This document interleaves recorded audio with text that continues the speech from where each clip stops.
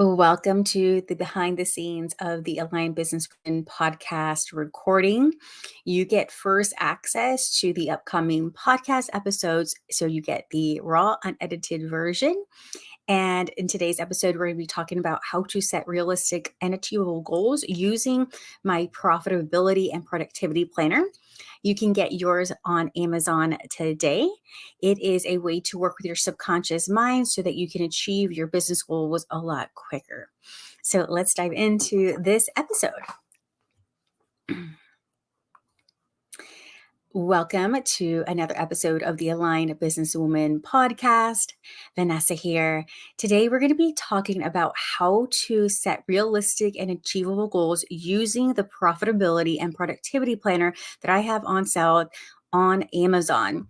I'm going to walk you through the balanced workweek framework that I use inside the Profitable CEO Accelerator and how I teach my members to balance their schedule so that it honors their mind, body, and soul and helps them achieve more and have optimal business performance so that they're able to get to their goals a lot quicker. So the premise of the profitability and productivity planner is about you working with your subconscious mind to achieve your goals.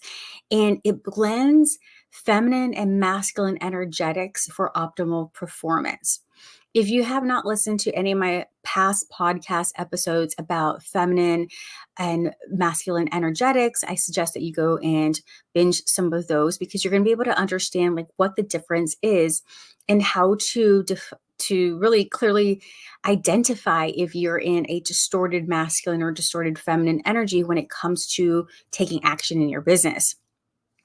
Now, the balanced workweek framework stemmed from, or it was created when I was going back and forth to Austin, Texas, from Houston to visit with my mom. She was dying of cancer. She was in and out of the hospital. And finally, we couldn't physically take care of her. So we had her in a nursing home. And so I was going back and forth to be able to spend as much time with her as possible because we knew that she was going to pass away. It was just very evident. We were hoping for the best, but unfortunately she did pass away last July.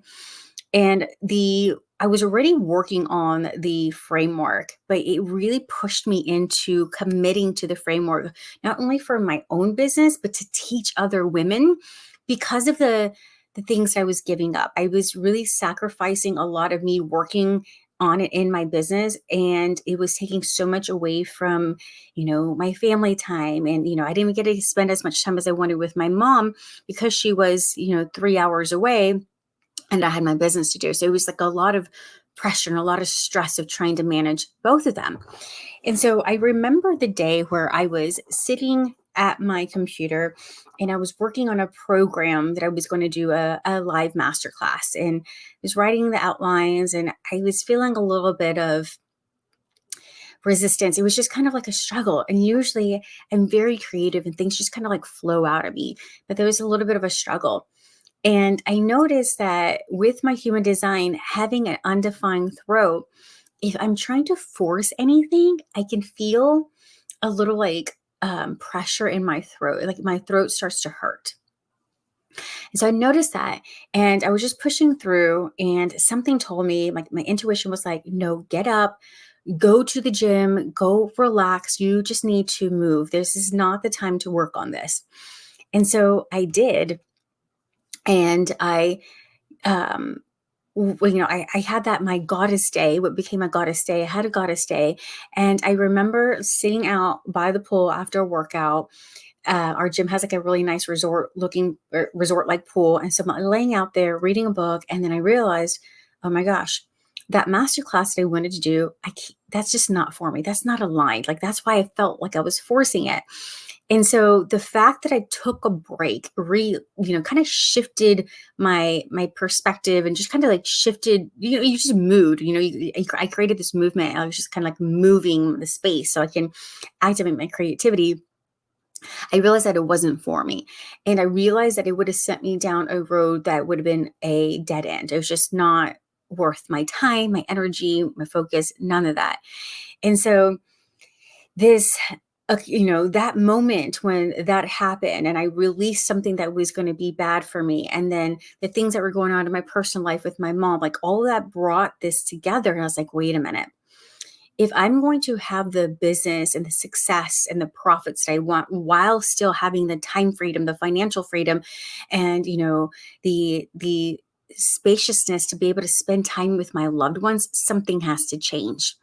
And I have to get out of the stress mode, the fight or flight, and get more into, or allow myself to have more times where I'm in my activate the parasympathetic nervous system to relax and get away from the stress. And so that's essentially what the balance work week does.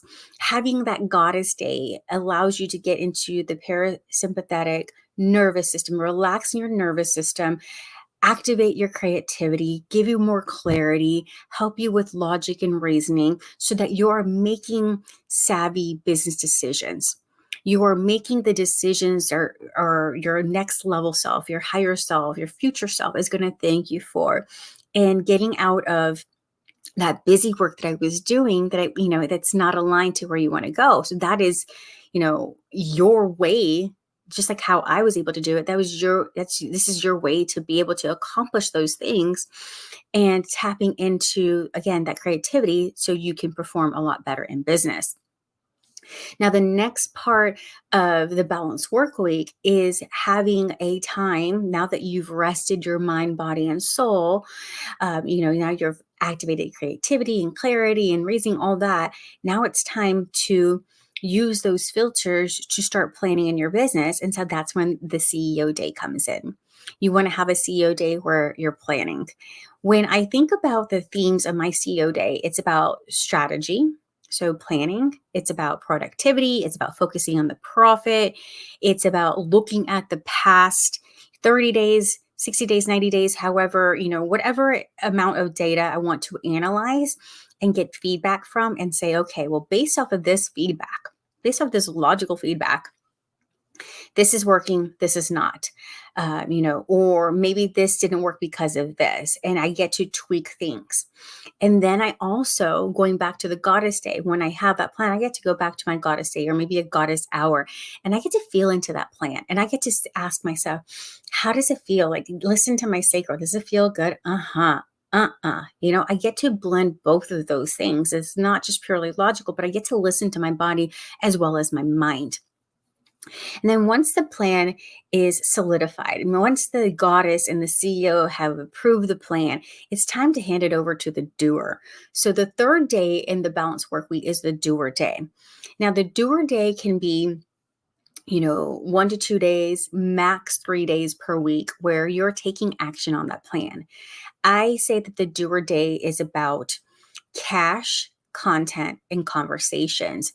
So you are either doing the things to create the cash, or you're having, so that includes sales conversations, or you're having conversations to fulfill your promise for receiving the cash, or you're creating the content that's going to help you have the conversations to be able to earn that cash. And so the doer days are, really, um, they flow well when you have mapped out and you've done your action plan of like, okay, this is what aligns. This is where my priorities are. And these are the action steps that align with this. This is what fits in here.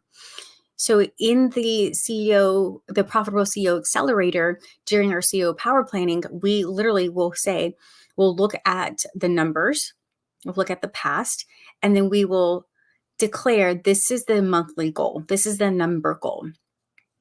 So whether it's $20,000 the next month, okay, based off of that $20,000, what do I need to do? What do I need to sell to be able to reach that goal? What is the most efficient way for me to do that? It's not going to be a lower ticket offer. It might be something like get more people into my recurring revenue. So then the next month, that 20,000, a big chunk of it comes from the recurring revenue, and I only had to focus on the 10,000. If you're a coach, maybe the higher ticket offers that you have, maybe it's a one-to-one coaching program, maybe it's a group coaching program. We look at it like that, like how can we get there most efficiently? And then how are you going to speak to getting there? So like what platforms are we going to show up on? And what are we going to say on those platforms? And then that's where we start to map out the tactics, the actions that have to go along with that. So if it's writing X amount of emails, if it's, creating X amount of reels on Instagram, pins on Pinterest, YouTube videos, etc., we put those on our action plan. So we know that every single day, this is what we're going to be doing. A lot of times this is what we will do is like, okay, so if we know we have all these things and then we have 2 doer days, this is what we're going to do the first 2-hour block of the doer day. We're going to knock this out. We're going to knock out scripting for YouTube. And because we're going to knock out scripting for YouTube and record the video, then we can later repurpose it into smaller videos. And then we can get that script and we can repurpose it for an email. Like we look at it that way, but we have to start big and then we fill in the rest. And we let the rest of it trickle down. So those are the things that we do in each of those days: the goddess day, the CEO day, and the doer day. Now, to set realistic and achievable goals using the planner, we had to break those big goals, again, like what I'm saying, is into smaller actionable steps. That is why we use the balanced work week, because that is where we can filter or place these actionable steps within those days. And we don't feel like we have to do everything all in one day, but we get to manage our time this way. And then once that day is over, we get to shut the laptop. We get to, close the doors to our shop or whatever it is. And then we get to have that family time. Another important part of achieving your goals is that you got to set deadlines. When we map out the action steps and we're doing the 90-day plan, I have them put milestones. What is a milestone for you? What is a milestone that's saying that once you've accomplished this or once you've hit this milestone, it is evidence that you're on your way to achieving that goal? I had a really great question today inside the power planning for the accelerator, and they asked, like, what are we putting for those milestones? Is it like the $10,000 showing us that we're halfway there to our goal? And that is a great thing to do. However, I like to actually put the tasks and the projects that are going to be done by then, because I know that if I completed this project or I've completed X amount of tasks by this time, and this is the milestone, and these things are related to influencing me to get to my goal, then I know that I'm almost there. I'm not worried about the result. I'm more focused on the control that I can take and taking action. And the results are just going to naturally happen because I strategically laid out every single step that I must take to be able to reach that goal. The next thing is that you want to be very specific on what you want to achieve and for what purpose you want to achieve this goal. I kind of already talked about it before in the past episodes, but also just kind of like saying, like, why are we doing these things? For what purpose do we want this money? And then what are the things that we're going to do to get that money, right? Or meet this goal. And so being very, very specific helps direct your subconscious mind. Now, when it comes to human design, a lot of us are going to be like, wait a minute, if you know human design, wait a minute, but I'm a non-specific manifester. I don't put specific, goals in mind. I want you to be specific on the steps, the action steps. But when it comes to your goals, yes, I want you to work with your subconscious mind to say, I want $10,000 a month, $20,000 a month, or whatever it is. And then I also, for my non-specific manifestors, I also want you to set an energetic vibe of like how you want to feel. While I'm achieving this, I want to feel X, Y, Z. And then I want you to be able to focus on the feeling of it. That is a lot of what we do inside the accelerator, the Profitable CEO Accelerator, is we have a mindset makeover coaching call, a group coaching call. So we are focused on, as we're taking action, we're focused on state management. So when you bring in the human design and you think about like the non-specific manifester, about wanting to stay in the vibe and the essence and the feelings of it all, and not so focused on, putting the pressure of like $10,000 months, it's almost the same thing, or it is the same thing. It's managing your state. And when you're managing your state, you're able to get out of, the pit of focus on the problem, and you're able to more focus on solutions. You're able to have the mindset to pull out the resources, to see the resources available to you, or identify the resources that you need without going, off on a tangent, or having squirrel moments or shiny object syndrome where you're like, oh my gosh, I know I need something, but I don't know what it is. So being very specific in this sense of this is what I want is going to help you identify the tools and resources needed for you to be able to achieve that goal.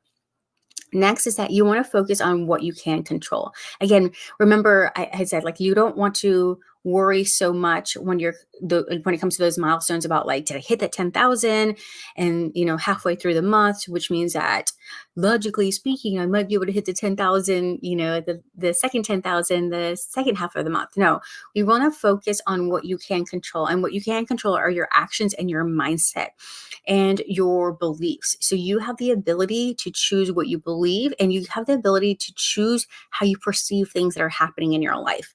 So I always say that things aren't happening to us, but through us. And if we are in the effect side of the cause versus effect success equation, then we're only going to see the problems. We're not going to be able to see the solutions. So taking a step back and asking yourself, well, what do I want instead? What do I want to see instead? That's going to help you redirect your focus to what you can control. And you want to be able to let go of things that are outside of your control, your influence. Like, don't worry about what someone else is doing. Focus on what you're doing. And then lastly, you want to celebrate your progress as you go along. Every milestone that you hit, celebrate. In our CEO power planning, I tell them, okay, like, once we've identified these things, I want you to celebrate the fact that you're taking action. Celebrate that every single week. Celebrate that you're using this tracker so that you are, keeping this top of mind, keeping this in focus for you. And then once you do hit that goal, celebrate for hitting that goal. So you're celebrating along the way because you're taking action to reach that goal. And then you're celebrating at the end once you achieve that goal. So remember, every step counts. Every little bit that you're doing has a compound effect. So every little action, even if it's like, maybe you suffer from anxiety, depression showing up on social media, whatever that is, whatever that might be, you can just celebrate the simple fact that you did a post that day and keep the momentum going in that way. Because remember, that 1% compounds, and eventually you're going to look back and be like, wow, I didn't realize that how much my intentional focus and headed in this right direction, the direction that I said I was going to do, that I was going to go towards, how just those little baby steps have helped me achieve so much. So if you don't have that planner yet, go ahead and check it out on Amazon. It is the Profitability and Productivity Planner for Women Entrepreneurs. I'll also link it in the show notes. All right, I'll catch you next time on the next episode of The Aligned Businesswoman. Bye-bye. See you later.